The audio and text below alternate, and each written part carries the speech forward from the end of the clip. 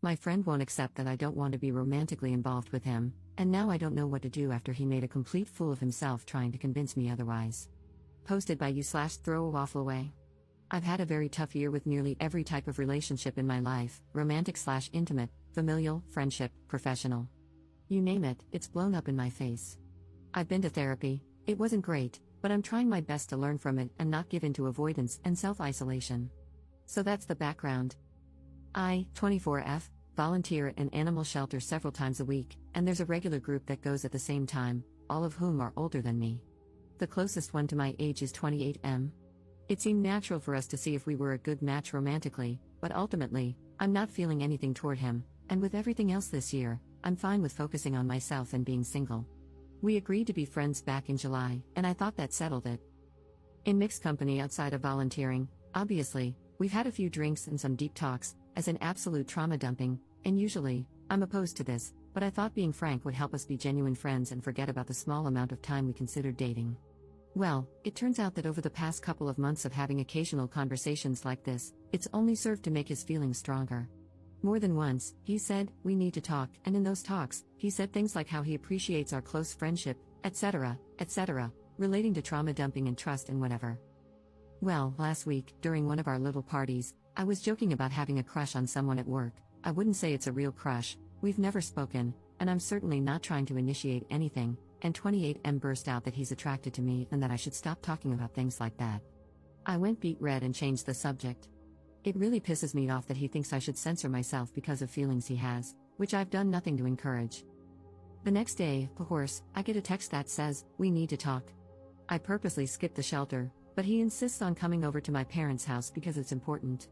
My parents were not home. So fine, he comes over, we chat a bit, and then I ask, "How bad is it?" He launches into some of his romantic history and how it's so rare to have feelings this strong and that I light up his day, blah blah blah. Excuse me for being callous, but I've heard this all before. He wants sex. That's what every single relationship and friendship I've had with men boils down to.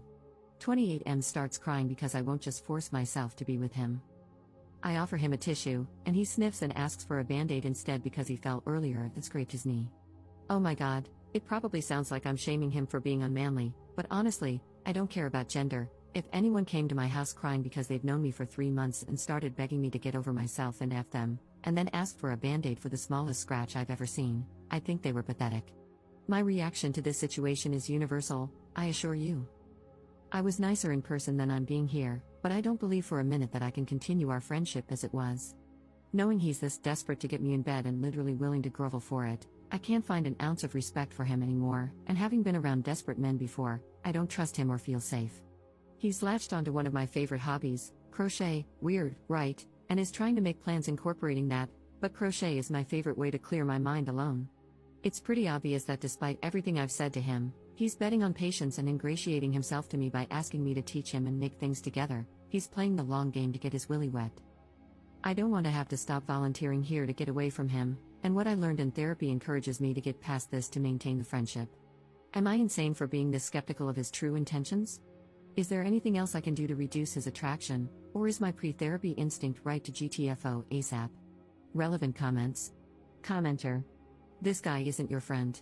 He would have put these feelings in check immediately if he were truly your friend. He would have asked for distance while his feelings cooled down, anything but coming to you, begging for a relationship. He's a 28-year-old man, not some hormone-driven teen. He heard you when you said that you just want to be friends, and he's decided that's not good enough for him. Ops response. That's the issue I have with the crying here. I'm all for men being vulnerable and stuff, but this felt extremely manipulative, though I can't imagine how that would make me want to rip my clothes off, Lamau. I wasn't nice in how I described my feelings toward it, but I've seen Reddit pounce on stuff like that. Sure enough, a couple of comments came through, and I'm pretty heated that one of my first attempts at friendship again ended up the exact same way, all about waiting for me to give in. Here's another potential attack point for the internet. I guess I'm pretty, whether or not I wear makeup, so I've pretty much always been treated like this. Every guy friend I thought I had has gone there eventually. Even years later, it's I always had a crush on you, or I think I'm making a friend, but I get ghosted if I bring up that I like someone else. It's pretty clear my only value is having certain anatomy and a face that doesn't make people gag, and I don't have any empathy left anymore for situations like this. He never specifically said he wanted to F me, just be with him, but I can't see any possibility that he means me as a human and not a sex doll after dozens and dozens of experiences. Commenter.